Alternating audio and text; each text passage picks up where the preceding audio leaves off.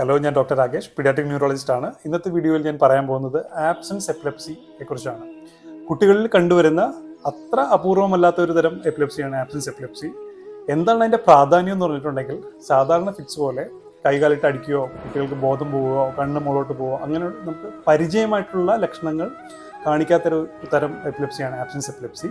അപ്പോൾ ഈ ആബ്സൻസ് എപ്പിലെപ്സിയിൽ കുട്ടികൾ കുറച്ച് നേരം അനങ്ങാതിരിക്കുകയോ ഇല്ലെങ്കിൽ കണ്ണ് ചെറുതായിട്ട് ചിമ്മുകയോ അങ്ങനെ മാത്രമേ ഉണ്ടാവുള്ളൂ. പെട്ടെന്ന് തന്നെ അവർ സാധാരണ അതൊരു ചെയ്തുകൊണ്ടിരുന്ന കാര്യം തുടർന്ന് ചെയ്യുകയും ചെയ്യും. അപ്പോൾ കൂടുതലായിട്ടും മാതാപിതാക്കളും കുട്ടികൾ ക്ലാസ്സിലെ ടീച്ചർമാരൊക്കെ വിചാരിക്കും അവർ ക്ലാസ്സിൽ ശ്രദ്ധിക്കാതിരിക്കുകയോ അല്ലെങ്കിൽ പകലുറക്കം ചെയ്യുകയാണെന്നൊക്കെ വിചാരിക്കും. അപ്പോൾ ഇങ്ങനെ ഒരു ഫിറ്റ്സ് അല്ലെങ്കിൽ ഈ ഒരു ആബ്സൻസ് എപ്പിലെപ്സി എപ്പോഴും മിസ്സായി പോകാൻ, കണ്ടുപിടിക്കാതെ പോകാനുള്ള സാധ്യത വളരെ കൂടുതലാണ്.